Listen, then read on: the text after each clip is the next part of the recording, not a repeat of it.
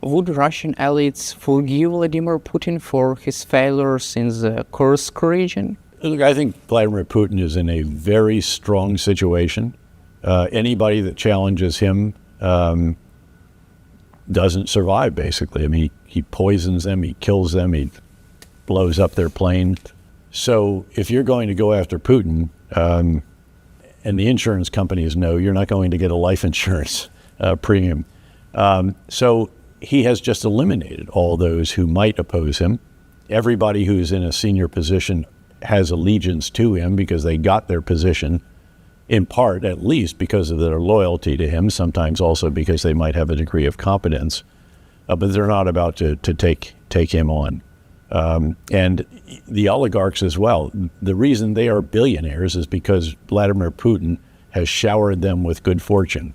Also, Vladimir Putin has warned the West against providing Ukraine with this authorization to strike Russia with Western-made weapons. He said that this decision could bring NATO at war with Russia. Do you think so? And no, I don't. Do you see this as a Russian bluff? No, I think you should be worried about this. You should evaluate. You should assess it. I'm sure this is one of the topics discussed in these intense negotiations that are going on in Washington and London. But at the end of the day, we have heard his threats since the very beginning of the war, sometimes including threats of use of tactical nuclear weapons. And they have proved empty again and again and again. They're hollow. And he establishes red lines. Ukraine has crossed every red line. And again, he's doing everything he can to destroy Ukraine, to deny its right to exist, and to eliminate it as an independent country. He's not holding anything back. A journalist the other day said, "Oh, what else might he do?" He's doing everything he possibly can. By the way, that is a lot in many cases, and it's causing enormous hardship, not just on the front lines for soldiers, which is obvious, but also enormous hardship for everyday Ukrainian citizens. Obviously, the power outages, again, what lies ahead in the winter is going to be hard. Inflation, all of these different issues for ordinary citizens. I was just sitting with one who's living here in Kyiv and a relative of a friend. This is difficult. People are war weary. They're tired. They know, everybody knows, has had a family member or loved one or friend lost in this war. They've seen the endless destruction wrought by Russian forces and the barbarity of what they have done. So I think you have to understand that why, again, people are war weary. That's legitimate. It's understandable. But that doesn't mean there's not still that iron determination not to let Putin achieve what he's trying to do. Do you see this as a U.S. strategy, just to try to avoid to undermine his war effort, but not to allow Ukraine to let Ukraine win this war? No, I wouldn't go that far. I think we have done as much as we can with the resources that have been provided. Again, $61 billion is a massive quantity.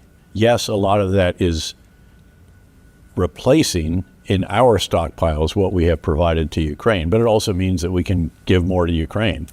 And again, it's a staggering amount of assistance for another country at a time when we're supporting another ally and partners in the Middle East, and we're obviously focused very intently on what has to be the main effort, which is deterrence of aggressive action in the South or East China Sea.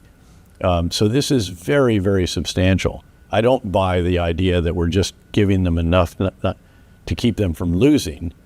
We're giving it's never as much as we can, but you have to evaluate also still what is this doing to your own posture. And we've drawn down some really critical munitions and weapon systems, very, very substantial. We've pulled them out of other potential war zones. So again, I think we have done and provided unprecedented assistance. I'd like to see us do even more for sure. And I hope that will continue. There is, at the end of the day, strong bipartisan support for Ukraine in both houses of Congress and in the White House. And I think that actually will continue regardless of who's elected and regardless of some of the campaign rhetoric that we have heard from one of the candidates.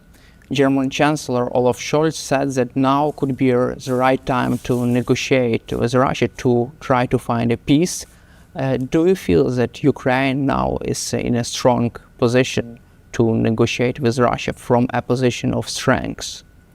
Well, I'm a soldier, not a diplomat or a politician. I mean, militarily. And that's just so that you understand why I'm going to be a bit direct. I'm not sure that I see that. I think it is great to see what has happened in Kursk, but it's still an ongoing operation. It's great to see the extraordinary casualties inflicted on Russian forces in Donetsk and Luhansk and elsewhere along the front. But that front is not fully stabilized yet. I think you actually have to achieve a different dynamic. I think you have to get to the point where Russia realizes this is really hurting us, which is why you have to go to targets in the Russian Federation, not just on Ukrainian soil.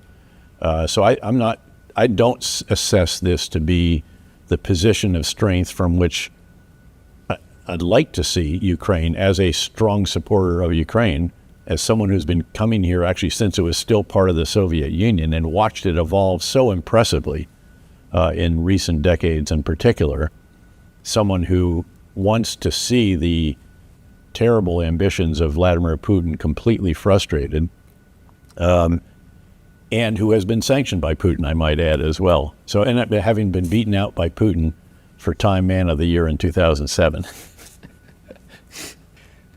And I also would like to cover recent statements from G.D. Vance. He said that Trump's plan to end the war in Ukraine could consist of a frozen conflict, a demilitarized zone, and could involve barring Ukraine from joining NATO.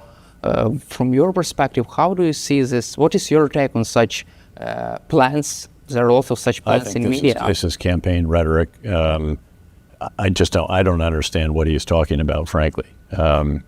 And I don't think it's workable. I don't think either side is ready to negotiate right now.